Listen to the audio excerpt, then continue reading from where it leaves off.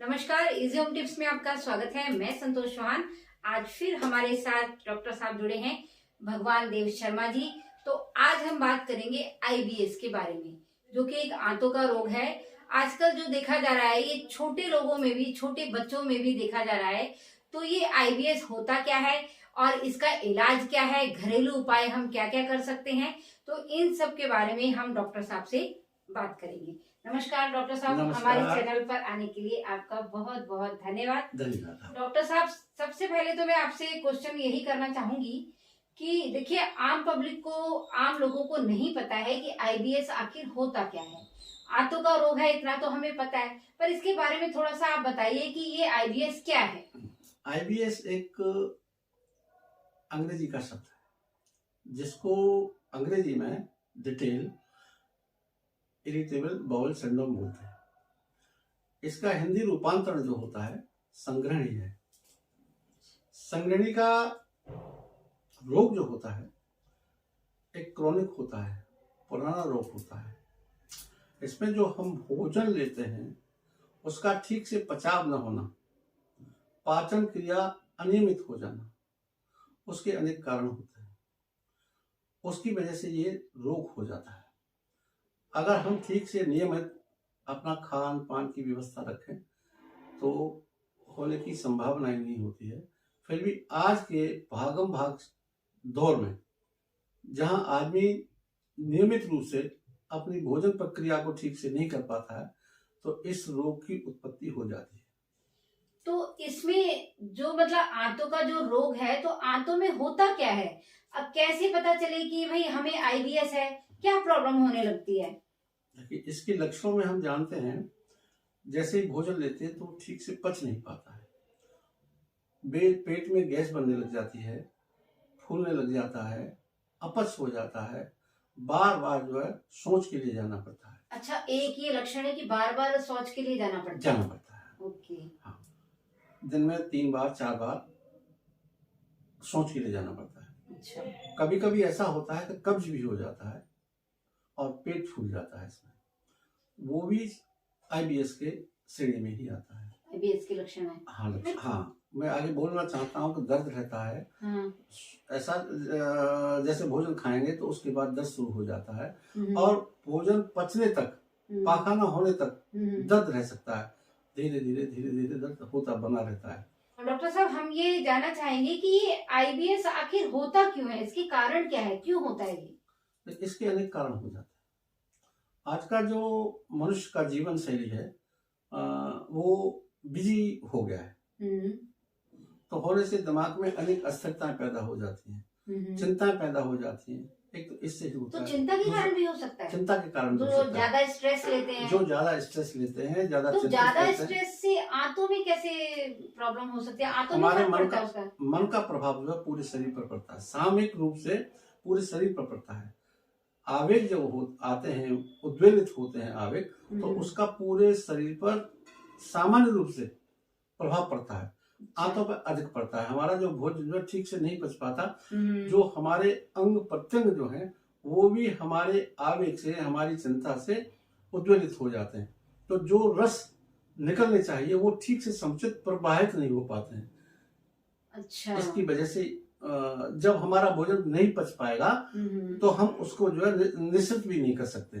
तो डॉक्टर साहब, एक चीज और बताइए कि जैसे मैंने ये सुना है कि जैसे मान लीजिए कोई मेडिसिन ली हमने, तो मेडिसिन के इन्फेक्शन से भी हो जाता है, कोई इन्फेक्शन हो गया है तो उससे भी आईबीएस हो जाता है। तो ऐसा भी कुछ होता है क्या कि जैसे किसी ने कोई, मान लीजिए किसी को किसी चीज से एलर्जी है, तो एलर्जी के कारण भी, कोई खाने की जो चीजें होती हैं उनसे एलर्जी है, तो उसके कारण भी आईबीएस हो सकता है? हाँ, बिल्कुल हो सकता है। इसलिए हो सकता है कि हम उसको फूड पॉइजनिंग की श्रेणी में ले जाते हैं। अच्छा। जिस चीज से हमको एलर्जी है, जिसको हिंदी में असहिष्णुता कहते हैं, जो चीज हमें सहन न हो, हमारा शरीर उसको सहन न कर पाए, तो उसका विकृति तो हमारे शरीर पर होगी होगी। आंतों में जो विकृति होगी वो बार बार मल त्याग, पेट फूलना, दर्द रहना, ठीक से पाचन क्रिया न होना, ये सब प्रक्रिया जो है अनवरत होती रहती है। और एक ये चिरकालिक रोग होता है। हमारे रस होते हैं लीवर के, वो नहीं बनते हैं या नहीं निश्चित हो पाते हैं, पाचन ठीक से नहीं हो पाता है, तब ये रोग होने लग जाता है। तो डॉक्टर साहब, हमें इससे ये पता चला कि अगर आदमी ज्यादा तनाव में रहता है तो वो भी अपने शरीर के लिए कितना नुकसानदायक है। आंतों में सीधा उसका असर पड़ रहा है। अब जैसे स्ट्रेस का बताया, भाई स्ट्रेस से सीधा असर पड़ रहा है, और या किसी चीज से एलर्जी है तो एलर्जी की वजह से भी हो सकता है। तो इसको जैसे मान लीजिए किसी को आईबीएस हो गया है और उसको बहुत लंबे समय तक आईबीएस की प्रॉब्लम है, तो इसके जैसे मान लीजिए शुगर है, बीपी है, तो ऐसी शुगर बीपी के जो साइड इफेक्ट हैं या जो लंबे समय तक दवाइयां लेते रहते हैं जो उसके इफेक्ट पड़ते हैं, तो आईबीएस अगर किसी को लंबे समय तक है तो उसको भी क्या इन सभी परेशानियों से जूझना पड़ेगा आगे जाके शरीर के लिए? मतलब ये ज्यादा नुकसानदायक है। जैसे शुगर बीपी वगैरह लंबे समय तक चलता है तो वो धीरे धीरे अपने ऑर्गन है वो खराब होते जाते हैं, तो क्या आईबीएस किसी को लंबे समय तक है तो आईबीएस के कारण भी ऐसा हो सकता है? शुगर और ब्लड प्रेशर, ये दो ऐसे रोग हैं जिनका कुप्रभाव शरीर के अंग और प्रत्यंगों पर पड़ता है। लेकिन आईबीएस का संग्रहणी में चिरकालिक रोग होते हुए भी अंग इसमें खराब नहीं होते हैं।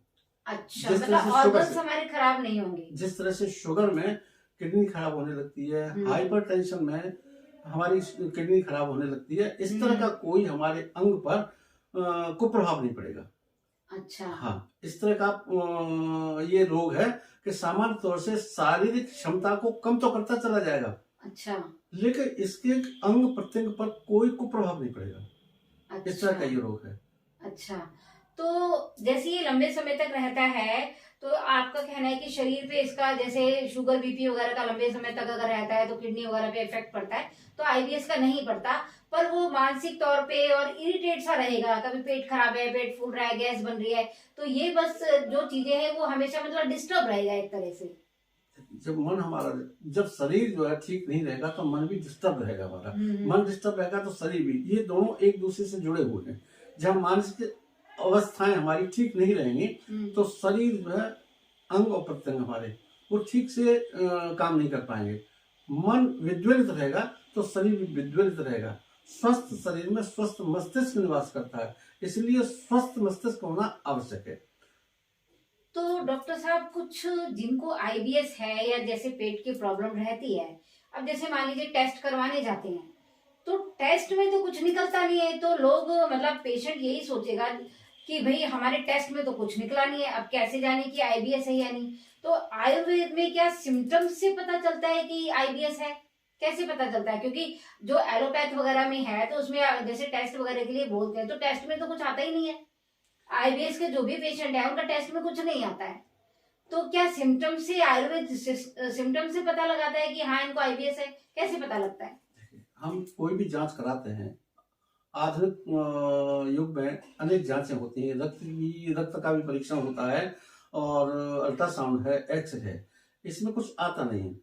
लेकिन हम लाक्षणिक चिकित्सा करते हैं क्योंकि हमें मशीन पकड़ने में असमर्थ है, लेकिन हमें रोग तो है, कोई लक्षण तो हमारे शरीर पर है, तो उन लक्षणों को देखते हुए हम ये देख सकते हैं, मान सकते हैं कि रोग है। उस रोग को निवारण करने के लिए कुछ औषधियों का, घरेलू उपाय करने का प्रयोग करते हैं। अच्छा, तो जिनको आईबीएस है तो उनके लिए स्पेशल पूरा ट्रीटमेंट ही लेना चाहिए या कुछ घरेलू उपाय से भी हमें आराम आ सकता है? कुछ घरेलू उपाय कर सकते हैं इसमें? हाँ, ये चिकित्सक की दिशा निर्देशन में आप चिकित्सा का व्यवस्था कर सकते हैं। दूसरा, कुछ घरेलू उपाय भी इस तरह से अपनाए जा सकते हैं जो आपको सपोर्ट करेंगे, ठीक होने में सपोर्ट करेंगे।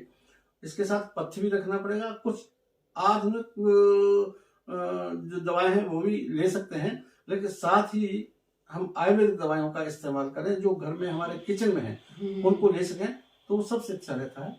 इसके लिए अनेक घरेलू उपाय, जैसे छोटा मोटा कुछ बताइए। हाँ, जैसे किसी को मान लीजिए अभी प्रॉब्लम हुई है, ज्यादा पुरानी नहीं है, तो अगर जैसे अभी रिसेंट ही बात है तो उससे दवाइयों से होम रेमेडीज हम करते हैं तो उससे आराम आ जाएगा, तो ऐसा कुछ उपाय बताइए, आप क्या कर सकते हैं?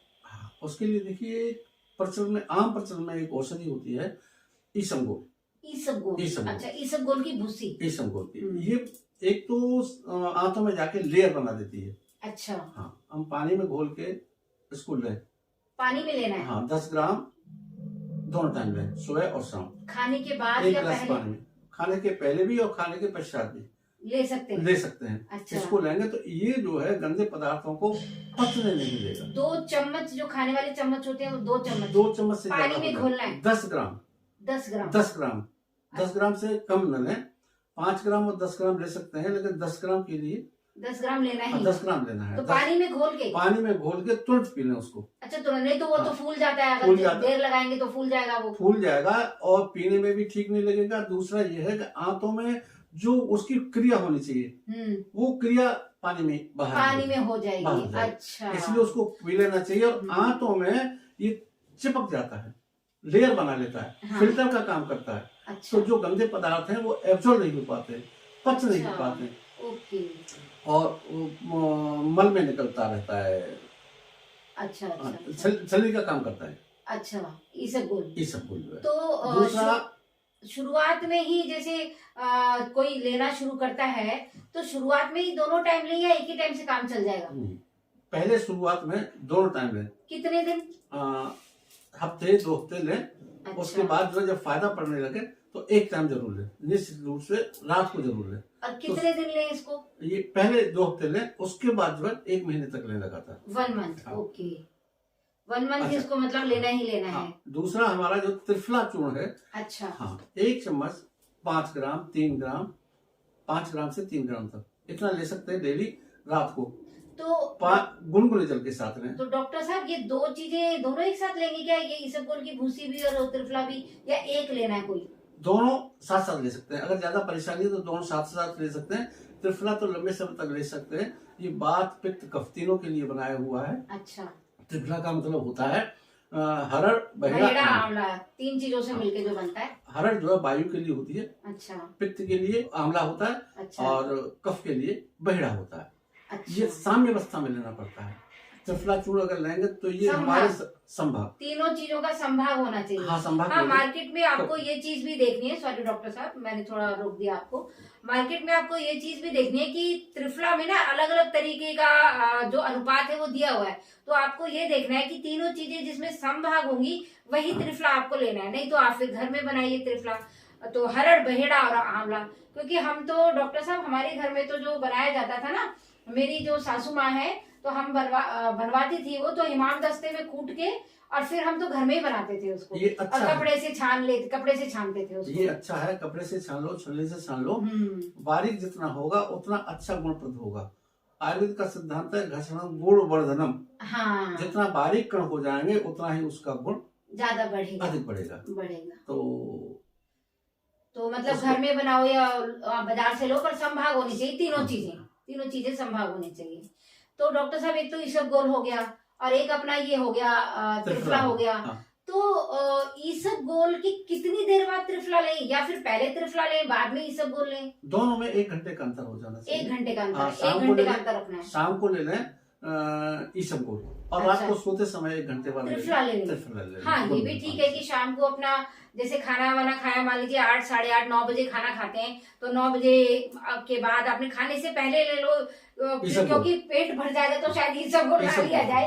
तो खाने से पहले इसबगोल ले लो, और जब सोने लगो तो थोड़ा सा अपना 1 चम्मच त्रिफला, 1 चम्मच 3 ग्राम से 5 ग्राम तक, 3 ग्राम से 5 ग्राम तक 1 चम्मच आपने त्रिफला ले लेना है। तो डॉक्टर साहब 2 चीजें हमारी हो गई, एक इसबगोल हो गया, एक त्रिफला हो गया। तो 2 चीजें हम नियमित रूप से ले सकते हैं। और आपने बोला कि इसबगोल की भूसी कम से कम 1 महीना जरूर लें, और त्रिफला को लंबे समय तक ले सकते हैं। तो उससे आपको थोड़ा सा जो ये दूसरे भी आईबीएस शारीरिक रोग होते हैं उनको भी ठीक करेगा त्रिफला। अच्छा, और चीजों में भी और फायदा चीजों करता में है। आंखों की रोशनी बढ़ाने वाला है, पौरुष शक्ति देने वाला है, ताकत देने वाला है।